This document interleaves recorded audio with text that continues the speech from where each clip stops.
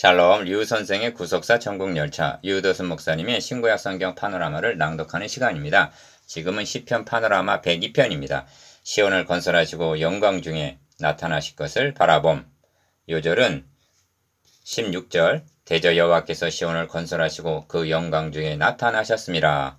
102편에는 공고한 자가 마음이 상하여 그 근심을 여호와 앞에 토하는 기도라는 표제가 있습니다. 그래서 어느 개인의 참여하는 시로 보기가 쉽습니다만 내용은 그렇게 단순하지가 않습니다.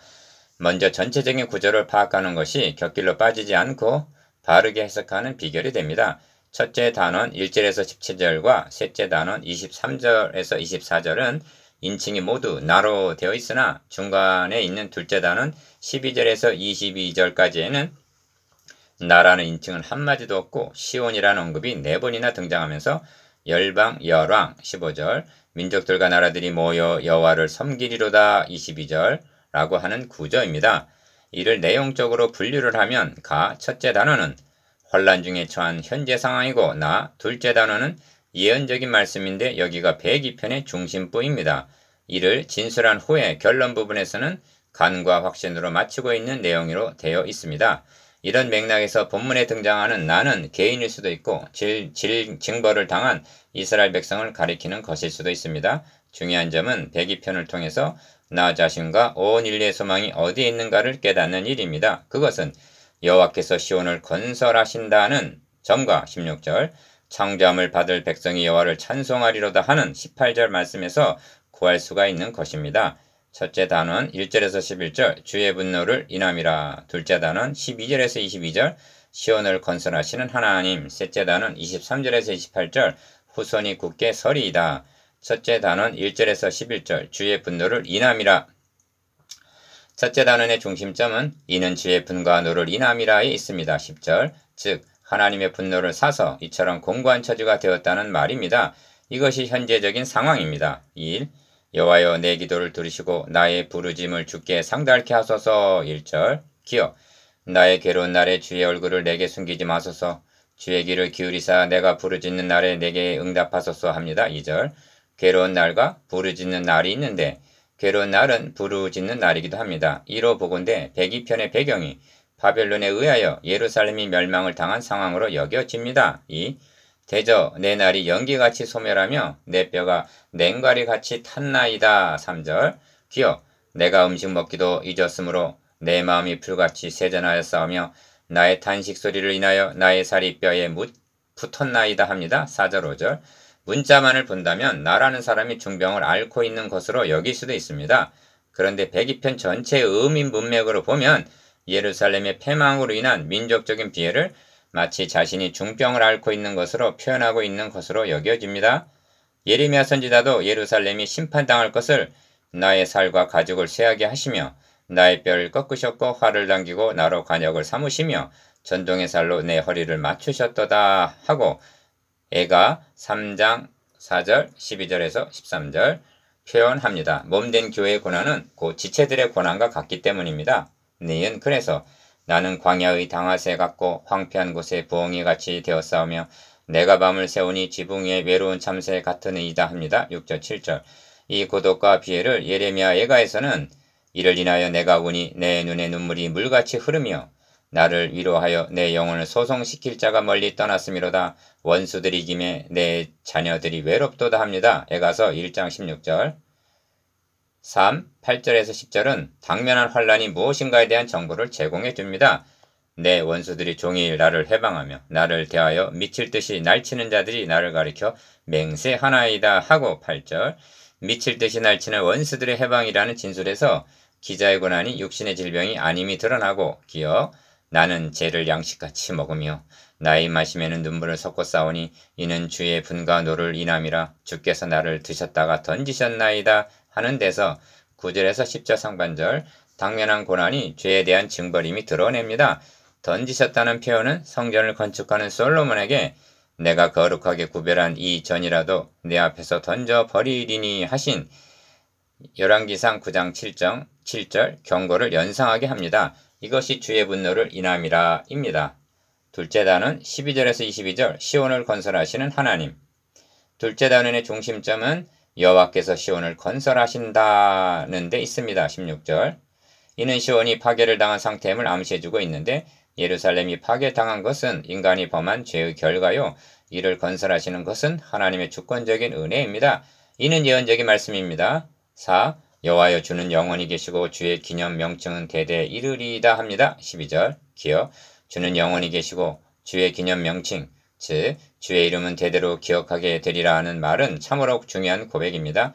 왜냐하면 첫째 단원의 비애와 낭망을 단번에 날려버리는 선언이기 때문입니다. 이에 대한 상론이 26절 27절인데 가.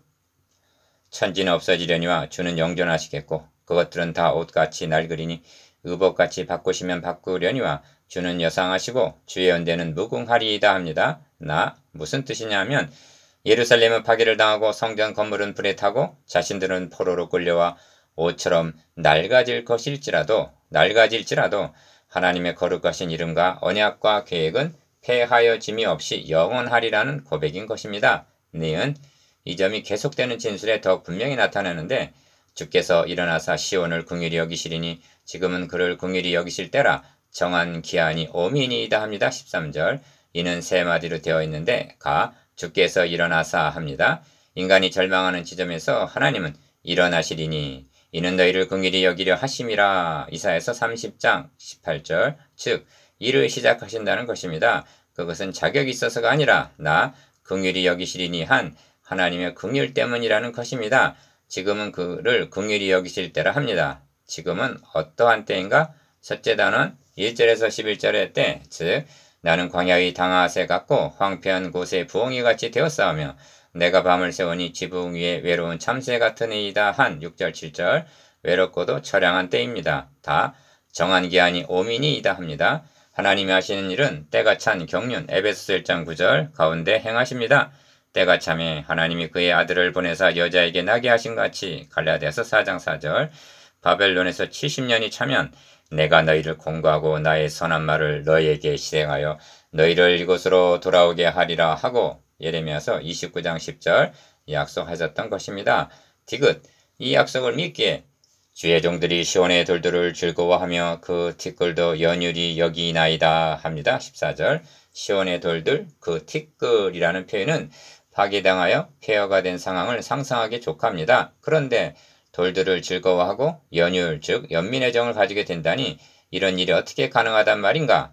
돌아오게 하고 회복시켜 주겠다고 약속하신 하나님의 인자와 성실을 믿기 때문입니다. 이를 믿는 자는 파괴당한 벽돌, 기와 조각 하나까지도 손으로 쓰다듬고 가슴에 껴안으면서 소망 중에 즐거워할 수가 있다는 것입니다. 5. 그런데 이 점에서 유념해야 할 점은 하나님께서 회복하시고자 하는 일은 파괴당한 예루살렘을 재건하는 차원이 아니라는 점입니다. 이 점이 이에 열방이 여호와의 이름을 경외하며 세계 열왕이 주의 영광을 경외하리니 하는 말씀에 나타납니다. 15절 기억.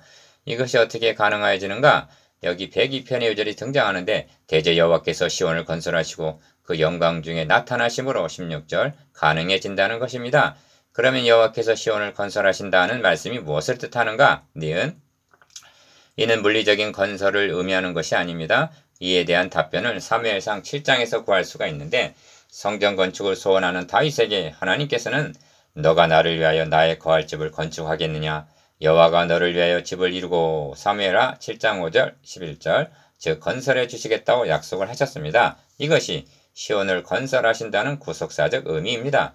이 점을 이사야 선지자는 여호와께서 시온을 세우셨으니 그의 백성의 공고한 자들이 그 안에서 피난하리라 말씀하고 이사야서 14장 32절 아모스 선지자를 통해서는 그 날에 내가 다윗의 무너진 천망을 일으키고 그 틈을 막으며 그 퇴락한 것을 일으켜서 옛적과 같이 세우고 하십니다. 아모스서 9장 11절 니은 영광 중에 나타나셨음이라는 예언적인 말씀이 2차에 걸쳐서 나타나게 되는데 첫 번째는 그 영광을 보니 아버지의 독생자 영광이요 은혜와 진리가 충만하더라 한 요한복음 1장 14절 그리스도의 초림으로 나타나게 되고 두 번째는 복스러운 소망과 우리의 크신 하나님 구주 예수 그리스도의 영광이 나타나심을 기다리게 하셨으니 한 디도서 2장 13절 재림으로 완성이 될 말씀인 것입니다.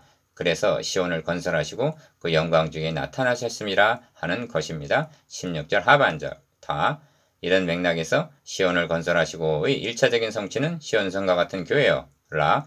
그 완성은 보라 하나님의 장막이 사람들과 함께 있음에 하나님이 저희와 함께 거하시리니 저희는 하나님의 백성이 되고 하나님인 친히 저희와 함께 계셔서 한 계시록 21장 3절 하나님의 나라 건설인 것입니다. 6. 그래서 이 일이 장래 세대를 위하여 기록되리니 창조함을 받을 백성이 여호와를 찬송하리로다 하고 18절 장래 되어질 일이라 말씀합니다. 기억 창조함을 받을 백성이라 말씀하십니다. 이는 그런즉 누구든지 그리스도 안에 있으면 새로운 피조물이라 하는 재창조를 가리킵니다. 고린도후서 5장 17절 니은 그래서 여호와께서 그 높은 성소에서 하감하시며 하늘에서 땅을 감찰하셨으니 이는 갇힌 자의 탄식을 들으시며 죽이기로 정한 자를 해방하사 하십니다. 19절 20절 가 79편 11절에서도 갇힌 자의 탄식으로 주의 앞에 이르게 하시며 죽이기로 정한 자를 주의 크신 능력을 따라 보존하소서 했습니다. 갇힌 자와 죽이기로 정한 자 20절 그 자가 누구인가?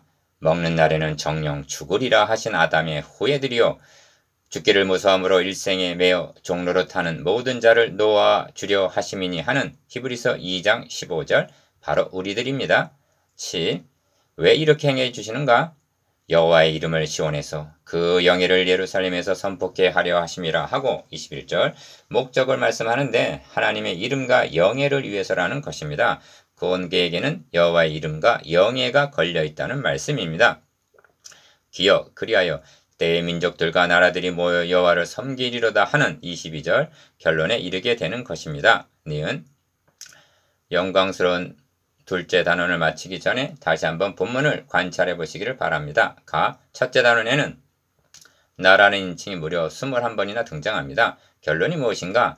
내 날이 기울어지는 그림자 같고 내가 풀의 쇠잔함 같으니이다 하는 11절 쇠잔입니다. 나 그런데 둘째 단원에는 나라는 호칭이 단 한 번도 등장하지 않고 전부가 주 여호와 하나님께서 행해 주실 일들 뿐입니다. 디귿 인간의 행위는 심판, 멸망, 파괴, 절망을 가져왔으나 하나님의 행사는 가 건설하시고 16절 나 재창조하시고 18절 다 죽이기로 정한 자를 해방하시고 20절 라 영광 중에 나타나시어 16절 마 민족들과 나라들이 모여 여호와를 섬기리로다 하는데 22절 이르게 됩니다. 이것이 시온을 건설하시는 하나님입니다. 셋째 단원 23절에서 28절 후손이 굳게 서리이다. 셋째 단원의 중심점은 그 후손이 주의 앞에 굳게 서리이다 하는 데 있습니다. 28절 어찌하여 후손을 말하는가? 이런 뜻입니다.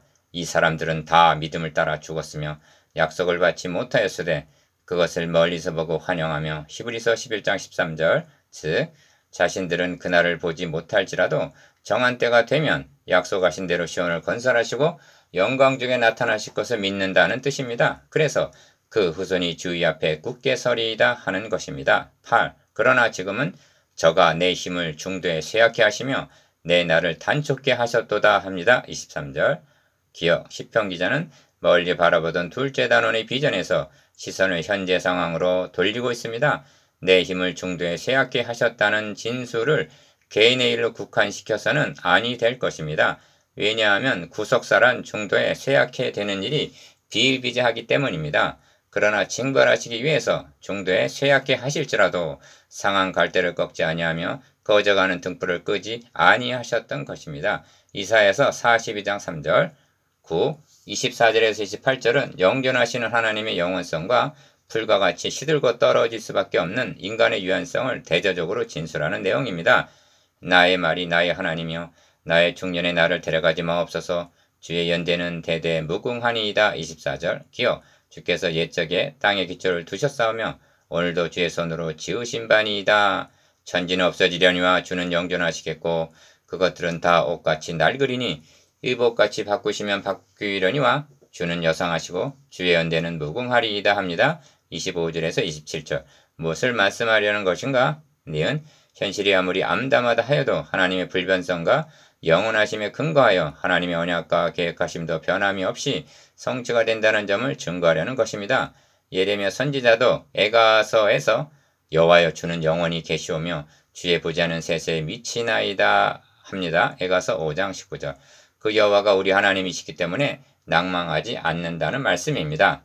그런데 놀라운 것은 본문 25절에서 27절까지를 히브리서 1장 10절에서 12절까지에서 인용하여 아들에 관하여는 하나님이여 주의 부자가 영영하며 주의 나라의 홀은 공평한 홀이니이다 하고 그리스도의 영원 불변한 신성을 증거하고 있다는 점입니다.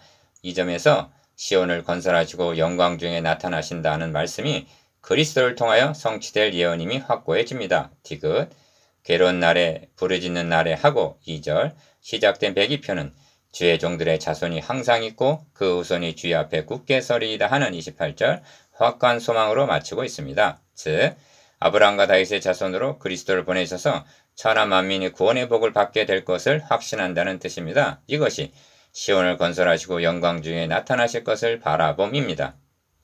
적용 신약의 성도들은 시온을 건설하시고 영광 중에 나타나신 임마누엘 이후를 살아가고 있습니다. 우리들에게도 괴로운 날, 부르짖는 날은 있습니다.